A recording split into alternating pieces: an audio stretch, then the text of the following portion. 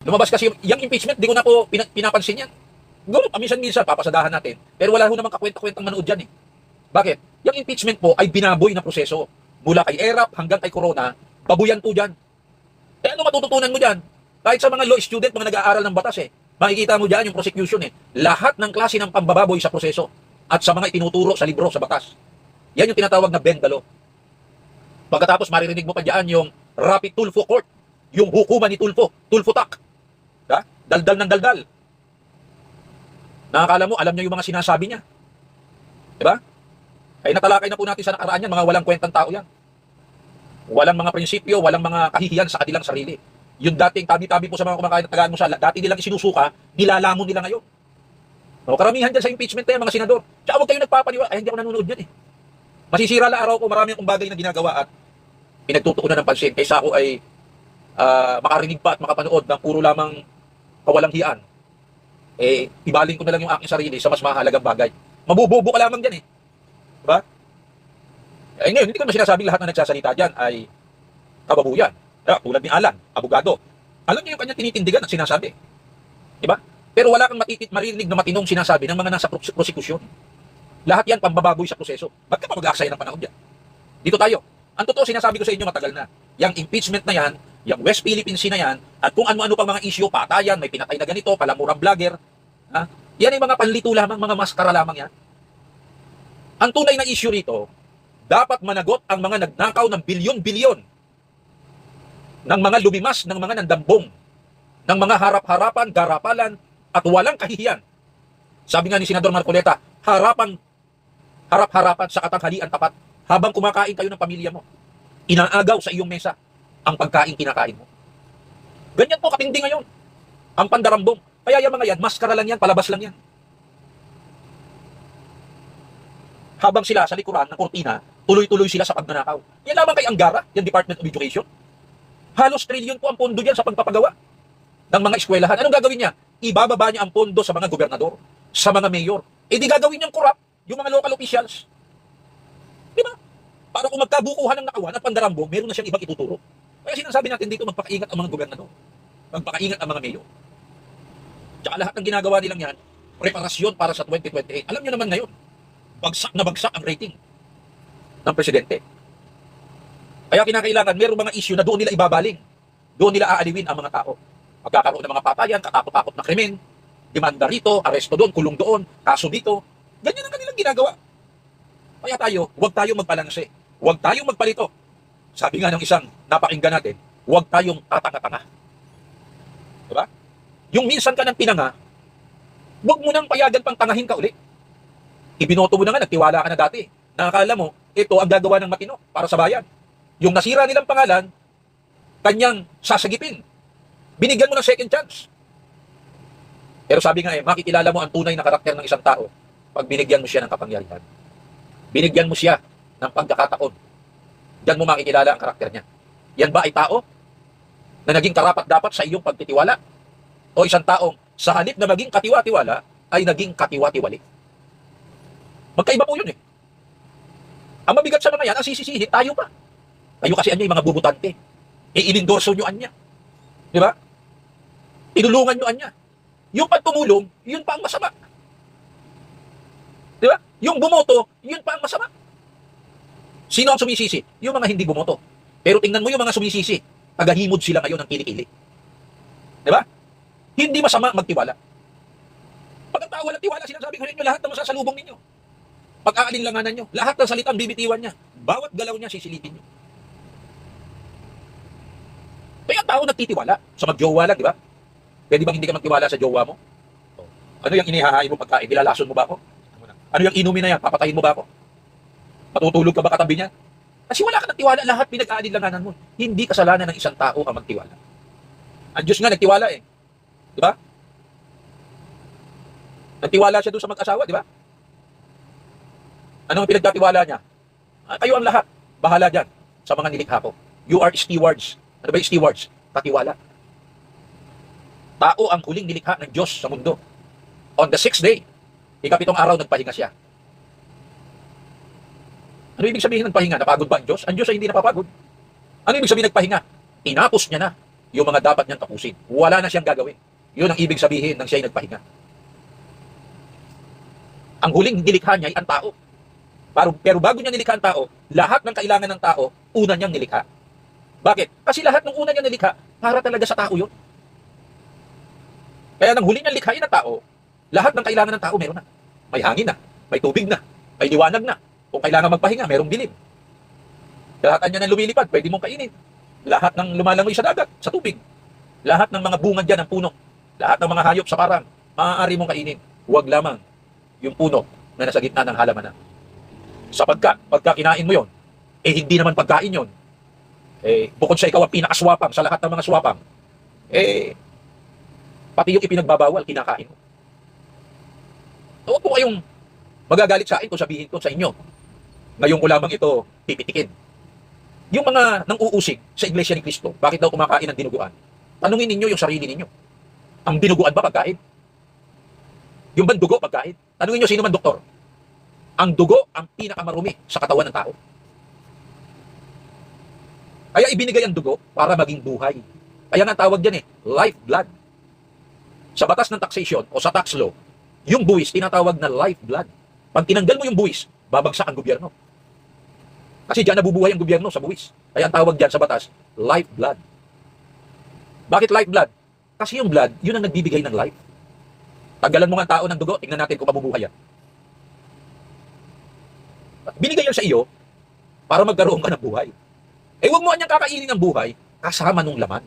Ibinigay na nga lahat sa iyo ang pagkain Pati ba naman yung ipinagbabawal, kakainin mo? Hindi napakaswapang ng tao.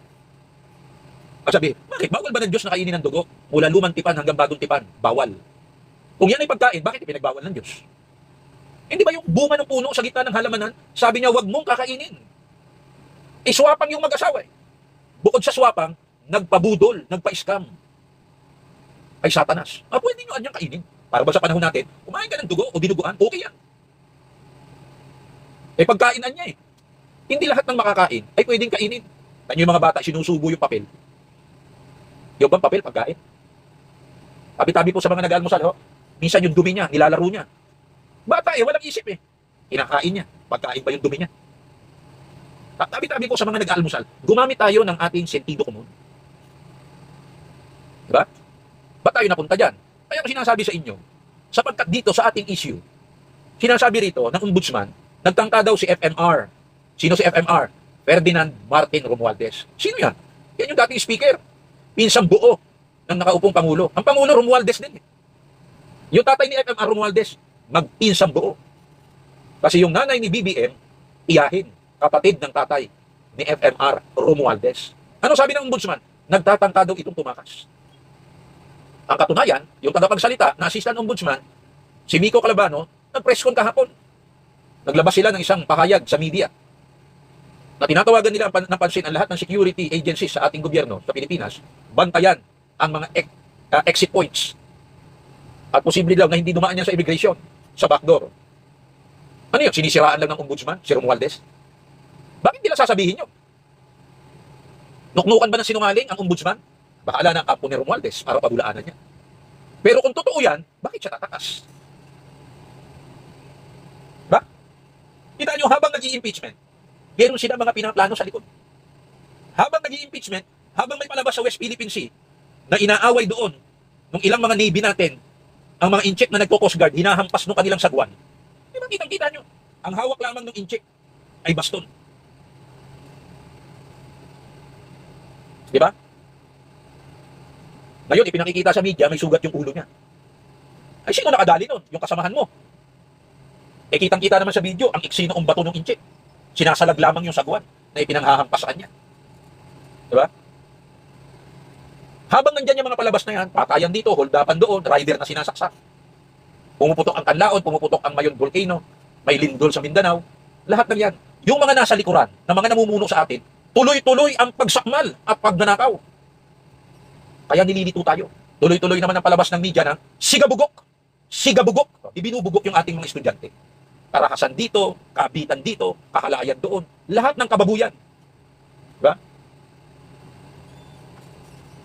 Inililihis tayo sa tunay na issue. Sino ba ang karakter dito na may pangunahing kinalaman dyan sa bilyon-bilyon na umaabot ng trilyon ayon kay Ping Lacson. Bakit ko tinatalakay ito?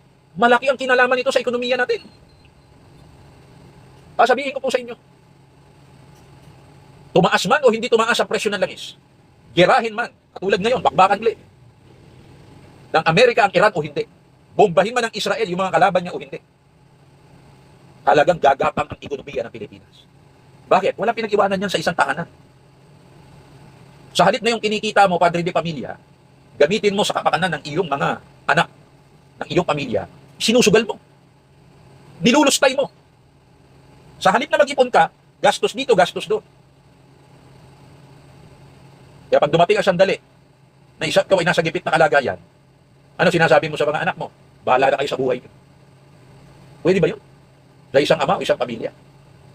Ang magulang natin, yung mga namumuno sa gobyerno. Kaya nga may prinsipyo sa batas kung tawagin parents patriae. Ano yung parents? Salitang Latin ang ibig sabihin, magulang. Parientes sa Kastila. Patriae, inang bayan. Fatherland, bansa kung saan ka pinanganak, isinilang. Kaya, ang gobyerno, ang mga namumuno sa gobyerno, yan ang magulang natin. Pero anong ginagawa nila sa kinikita ng gobyerno? Yung buwis. Yung mga pinagbilhan ng ginto. Yung mga properties natin. Nilulustay nila. Paano nila nilulustay? Dinanakaw nila, dinadala nila kung saan-saan, itinatago nila para sa kanilang sariling kapakanan. At sa kapakanan ng kanilang mga susunod sa kanila. Paano yung ibang mga anak mo? Bahala kayo sa buhay nyo. Buhay pa naman kayo. Ano sabi ni Ping Lacson? Trilyon. Pinagtuturo niya pa yung mga tao ng presidente sa Malacanang. Pero ipinatawag niya ba para imbestigahan? Sa panahon ni Tulfo, tinawag niya ba? Inulugan nila. Pinagtatakpan nila. Kaya sabi ko sa inyo, inuulol tayo ng mga yan. Binababoy ng mga yan ang batas. Binabali, pinipilipin. Ganyan po tayo ginagago, binubobo, inuulol, ginagawang tanga. At ganyan tayo tinatakot ng mga taong pinagkatiwalaan natin na akala nila habang buhay sila, samantalang sa ayaw nila at sa gusto, aalis sila dyan. Ay, gusto niya namin manatili dito for life. Yung tatay nga niya hanggang 20 years lang After 20 years, pinalayas, pinatalsik. Hihigit pa ba sila sa galing no? Hihigit pa ba sila sa husay no? Siguro sa pagdanakaw. Siguro sa pagdarambong, pinaig nila. Bakit? Ngayon lang nangyari sa kasaysayan ng Pilipinas. Hindi lamang libo-libong bilyon. Trilyon po, sabi ni Ping Lacson. Pero yung mga taong nagbubulgar, yung mga taong naninindigan para sa kapakanan ng ating bayan, yun ang kanilang tinatakot at ginigipit, kinakasuhan, ipinakukulong. Walang hiyaan na po, garapalan na. Noon, pagka pinagbintangan mo ang isang namumuno sa gobyerno, tangging-tanggi siya. Mamamatay, maiihi sa katatanggi. Pero ngayon, hindi po.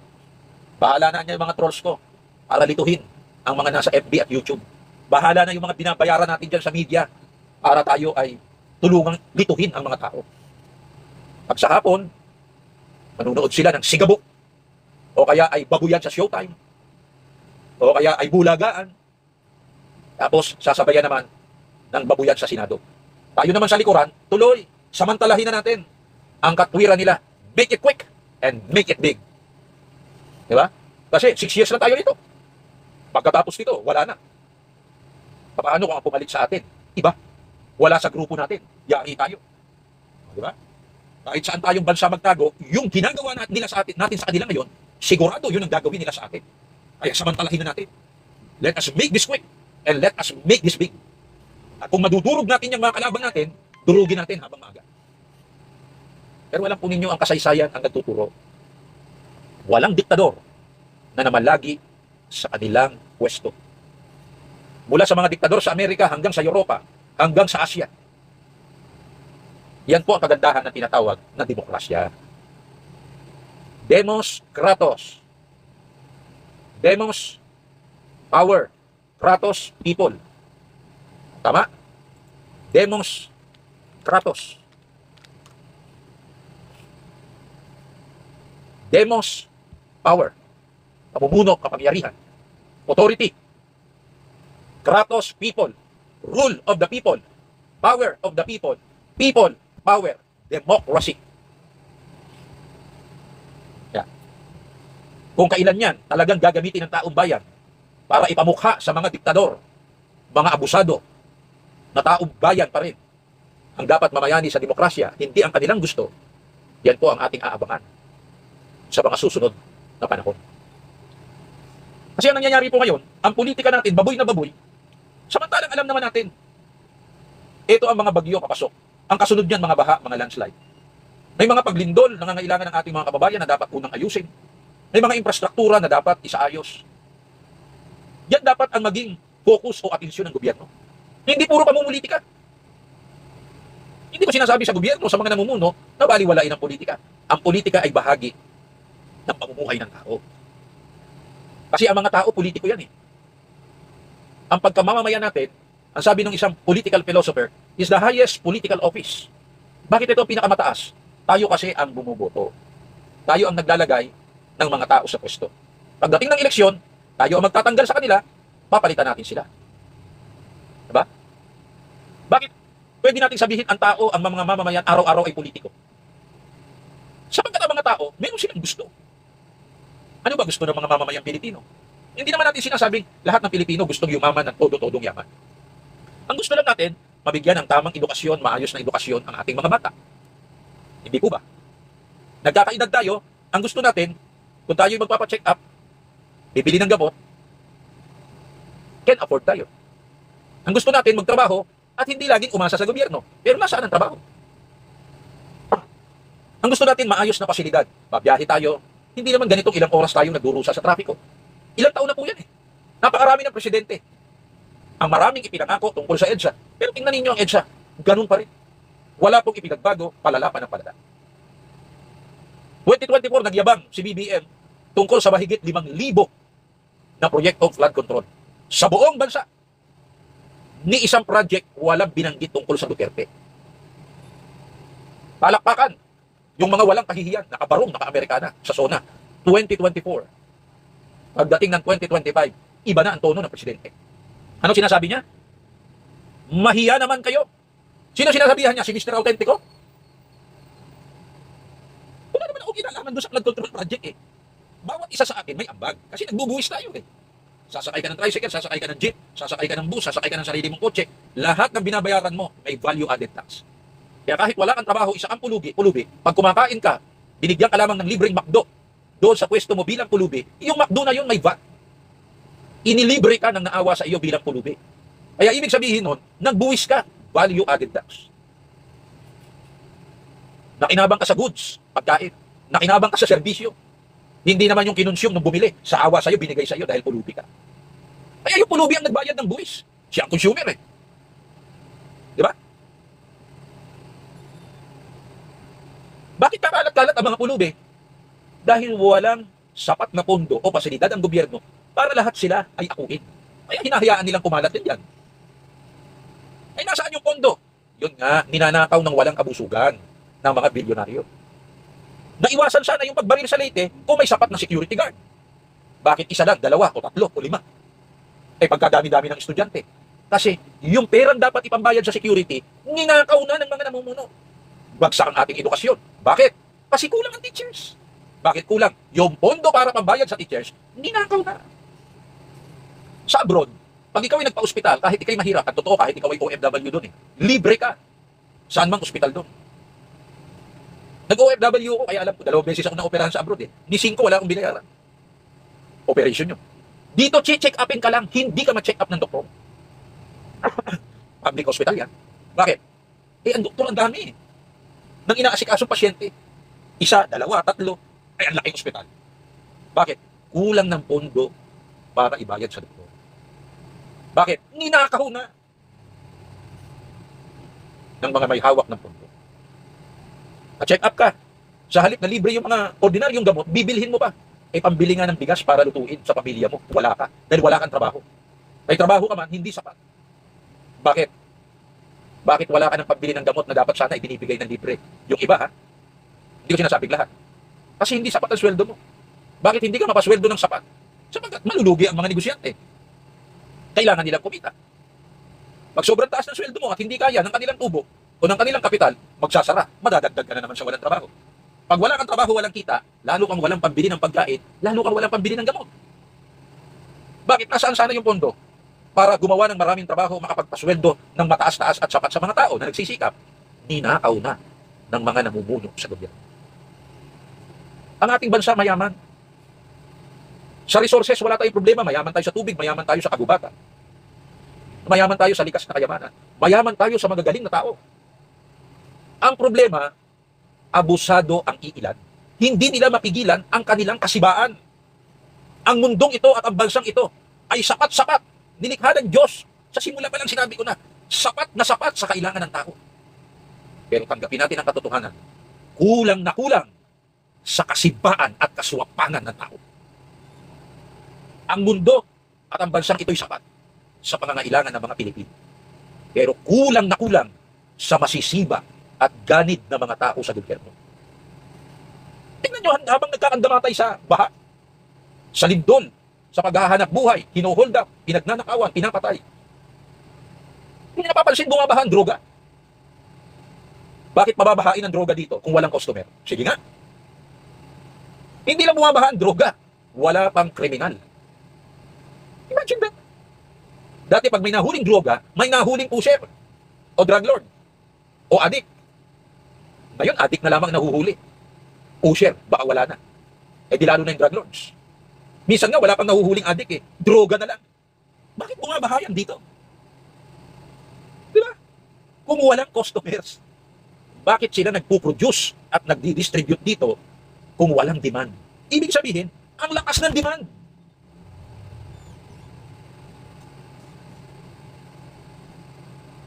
Yan ang lumalagong kabuhayan sa Pilipinas. Droga. Yan din ang dahilan kaya lumalago ang krimen. Bukod sa wala ng hanap buhay sa mahigit 3 milyon na mga Pilipino. Bakit malaki ang kinalaman ni Romualdez na ayon sa balita ay gustong tumakas? Hindi ako may sabi ng ombudsman. Hindi ako gumagawa ng fake news dito o kaya ng iintriga. Baka may nanonood sa mga kampo ni Romualdez, ni FMR. Ombudsman na nagsabi niya. Bakit ka tatakas? Di ba sinasabi ninyo wala kayong kinalaman?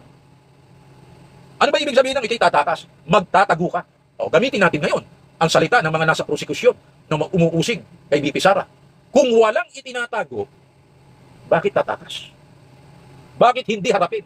Hindi ba ganyan lagi ang sinasabi nila kay BP Sara? Itanong naman natin ito para parehas. Balansyado. Bakit magtatago si FMR? Ayon sa ombudsman, hindi ba yung pagtakas, pagtatago? Nung hinahanting ni Haring Saul si David hindi pa hari si David noon Takas siya ng takas Tago siya ng tago. Kasi ang pagtakas, pagtatago. Di ba sinasabi nila? Bakit pinatakas ni Robin si Bato? Ayan, nakapagtago. Bakit tatakas si Martin? Bakit siya magtatago? Ano ba ang kanyang tinatakasan at pagtataguan? Hindi ba sabi ng mga abogado niya, walang kasalanan si Martin? O, hindi harapin mo. Kaya nga hindi nagtago at hindi tumakas si Marcoleta. Bakit? Wala siyang dapat itago at wala siyang dapat takasan. Kaya kahit matanda na, siya'y matanda na mayroong prinsipyo at paninindigan. Hindi katulad ni Ping Lacson. Isang malaking kahihiyan sa mga sundalo na graduate ng PMA. Isang hepe na duwag ng PNP. Bakit? Inraidor si ERA nung EDSA 2. Magiging Ping Lacson ba yan kung hindi dahil kay ERA? At sa kanyang karuwagan, sa debate sa Senado kay Marcoleta, dahil hindi siya uubra sa abogado, gumawa sila ng sabuatan para kasuhan ng imbentong kaso si Marcoleta at ipakulong si Marcoleta at hindi makapagsalita sa Senado. Bakit? May itinatago si Ping Lacson na yun ang inilalantad ni Marcoleta. Gustong takasan ni Ping Lacson yun, gaya ng pagtakas niya at pagtatago sa kuratong baliling noon. Ngayon, tinatakasan na naman niya at itinatago niya ang katotohanan na inilalantad ni Marcoleta. Na sila ni Romualdez, ang mga nakinabang sa bilyon-bilyon at trilyon-trilyon na inilalantad ni Marcoleta at tinatakasan nila, kaya sila nagtatago. Sino nagsabing balak tumakas ni Romualdez? Ombudsman, hindi siya autentiko. Ano man tingin mo sa akin, liberal man ako o pink, o kaya ay woke, o kaya ay DDS, hindi issue yan. Ang issue, ang sabi ng ombudsman, gustong tumakas ni Romualdez. Bakit siya tatakas? Bakit siya magtatago? Hindi ba si Saltico tumakas? Hindi ba nagtatago ngayon? Sabi ng mga abogado ni Romualdez, wala siyang kasalanan. Sa bilyon-bilyon na ito, bakit ka magtatago? Bakit ka tatakas?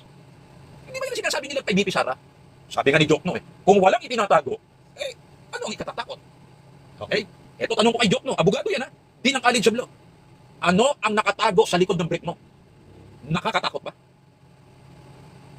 Maling-mali yung logic eh. Hindi tayo abogado.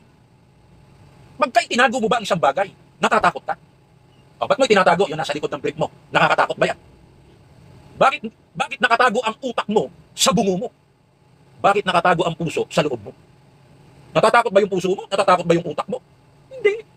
Ibig sabihin, hindi lahat ng nakatago may ikinatatakot. Nakatago ang utak mo sa bungo mo dahil liquid yan eh. Aalog-alog yan eh. Kailangan niya ng isang matigas na bagay na proteksyon. Ganon din ang puso mo, malambot yan. Bagamat may mga taong pusong bato. Bagamat may mga taong bungo lamang, pero walang kukote o utak. Hindi ibig sabihin nun talagang literal na walang utak. Hindi ginagamit. Kaya tanong nyo kay Jok, no? Kung makikita ko yun, tatanungin ko siya eh. Mr. Congressman, ano ba yung nakatago sa brick mo? Ba't itinatago mo sa brick mo? Nakakatakot ba yan? Siyempre, maiinsulto siya sa akin. O di ibig sabihin nun, hindi lahat na nakatago, nakakatakot. Mali eh. Maling-mali sa logic eh. Bakit merong bangko? Bakit confidential ang iyong deposito sa bangko? Kasi yan ang patakaran ng bangko. Kasi yan ang nasa batas. Confidential. Yan nga ang negosyo ng bangko eh. Para maging ligtas ang pera mo o property mo. Kaya idinideposito mo, itinatago mo sa bangko. Pero hindi porke idinideposito mo sa bangko, itinago mo sa bangko, may kinatatakutan ka. Sa bagay, maraming kawataan. Diba? O yun bang mga bilyonaryo? Natatakot ba sila kaya nila itinatago ang yaman nila sa bangko? Eh, ang dami nilang security. Anong kinatatakot nila? Si saldi ko lang eh. Mahigit 100. May Coast Guard, Special Forces. Si Martin Romualdez, paano mo pagnanakawan? Diba? Mga bilyonaryo dito, mga mayayaman tao, itinatago nila sa bangko ang kanilang pera. Ibig sabihin, dahil tinatago nila, may ikinatatakot sila.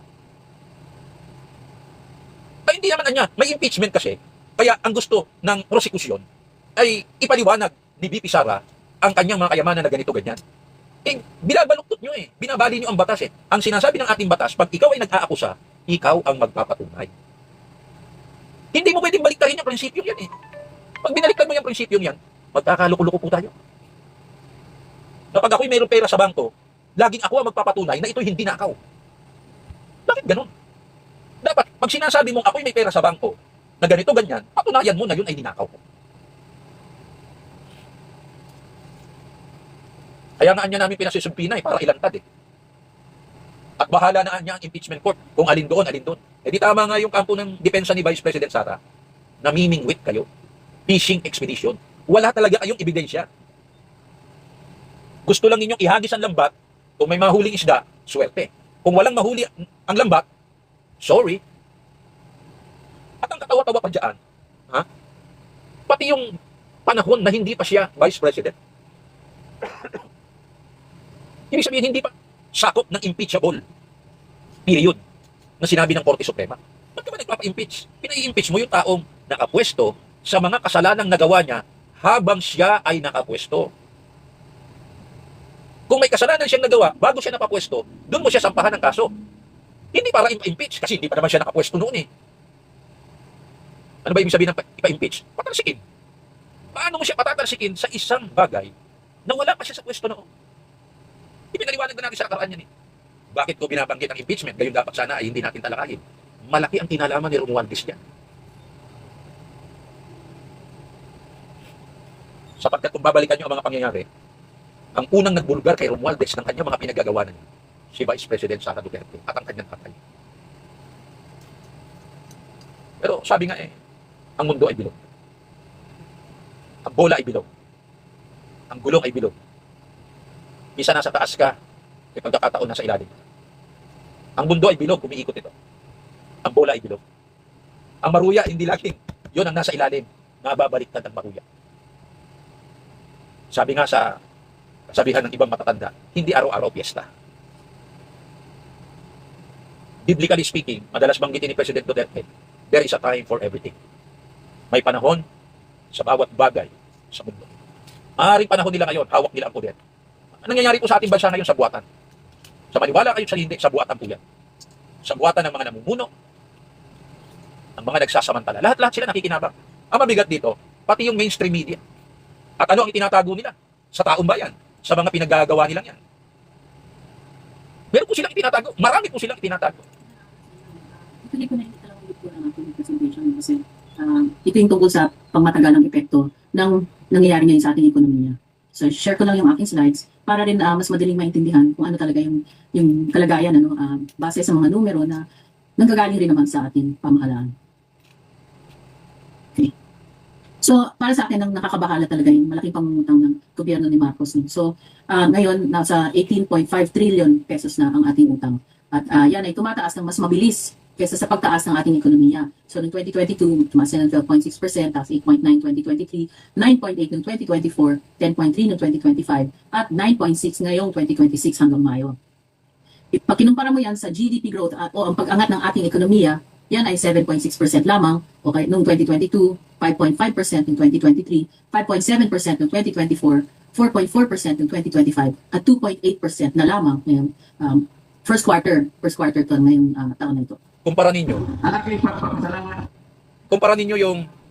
yung bilis ng sirit ng ating pag-utang doon sa takbo ng ating ekonomiya. Hindi nangangalahati yung takbo ng ating ekonomiya sa bilis o pagsirit ng pangungutang ng mga namumuno Wala sa kalahati. Diba sabi ni economist sa Corazon Guidote, 12.5% ang sirit ng ating pangungutang. Wala pang 6% yung takbo ng ating ekonomiya. Bakit pinagkukumpara yan? Kasi yung ibabayad mo sa utang, manggagaling dito. Sa iyong ekonomiya, kumbaga sa isang ama ng bansa, nangungutang ka, dahil may trabaho ka, kikita ka. Kung wala kang trabaho, wala kang kinikita. Nagkasakit ka pa. Kulang ang kinikita mo. Ano yung pambabayad mo sa utang mo? Meron ka pang pinagkakagastusan na pangangailangan ng pamilya mo. Ay, utang mo, nakaabang yan. Ganyan po ang gobyerno, parang pamilya yan. 10.3 noong 2025 at 9.5% noong 2023, 5.7% noong 2022 ngayong taon na ito. So kung makikita niyo, bumabagal ang ekonomiya habang mataas pa rin ang pangungutang ng ating pamahalaan. Kaya ngayon, yung utang ng kada Pilipino ay nasa 161,000 pesos na. Kahit bagong panganak pa lang, meron na yung utang ng ganito kalaki. Galing yan sa 148,000 kada Pilipino noong 2025. At yun nga, so pag kinumpara mo yung laki ng ating utang ngayon, 65% na yan ng ating ekonomiya. Ganyan ang kalakihan. Ang ibig sabihin ng 65%, mahigit sa 50%. 65 Diba? Dapat yan ay nasa 30% lamang. O mas mababa pa. Sabihin natin 20% ng ating budget. Kung 65% na yan, kung may budget tayong kulang-kulang 7 trillion ngayon, how much is 65%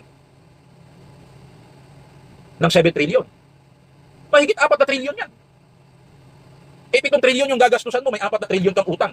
Di 3 trillion na lang igagastos mo. Magkakaroon ka ng negative 4 trillion. Deficit kung tawagin sa budget. Kakulangan. So, sa chart na to, pinapakita lang yung size nga ng ating, yung laki ng ating utang kumpara sa ating ekonomiya. At nakikita nyo na biglang lumobo yan talaga. Siyempre, nagkaroon ng pandemya noong 2020 at 2021, kaya tumaas yan. Pero nung previous administration, pababa yan. Pero nung hindi na ibaba ulit ng pamahalaan ni Marcos yan. Kaya diyan tayo nahihirapan ngayon kasi palaki ang utang ng Pilipinas. Okay. So, dito makikita natin yung binabayarang utang ng Pilipinas. So, nitong Mayo, 1.1 billion pesos, 1.1 trillion pesos pala ang binayad nating utang kumpara sa 703 billion lamang noong 2025. Okay. Nagbabayad tayo ng trilyon, kumikita tayo ng bilyon. Imagine that. Nagbabayad tayo ng trilyon, kumikita lang tayo ng bilyon. Kaya alin ba mas malaki? Siyempre yung trilyon kaysa sa bilyon. Because 1 trillion is 1,000 billion. Wala pa 1,000 bilyon ang ating kinikita, pero gumagastos tayo ng 1,000 bilyon mahigit. Yun ang ibig sabihin. So, lumaki yan ng 63%. At ang malaking component dyan, itong principal na binayaran ay 728 billion pesos compared to only 346 billion noong 2025. So lumaki yan ng doble. Dumoble siya kumbaga ang principal na binabayaran natin. Tapos, yung interest ay 421 billion. Pero yun kung gaano kalaki yung binabayad natin sa mga bangko na interest, 425 billion. At tumaas yan ng 17.9, almost 18%, nitong taon na ito. Kaya ang yumayaman sa atin yung mga bangko. Pansamantala po, puputulin ko, ipagpapatuloy natin yan. Ayokong ipakain sa inyo ng buong buo at sabay-sabay. Kinakailangan kasi ilagay natin sa konteksto to Bakit nangyayari ito? Hindi po pwedeng numero lamang o impormasyon. Kinakailangan ipaliwanag natin ito. Bakit nangyayari ito? Ano ang mga dahilan? Sino-sino ang mga gumawa ang mga dahilan nito? Tayo ba? Ipapatuloy po natin bukas. Pansamantala, nagpapaalam ang inyong abang lingkod, Mr. Autentico Joey Lipa. Salamat po. Magandang umaga sa inyong lahat.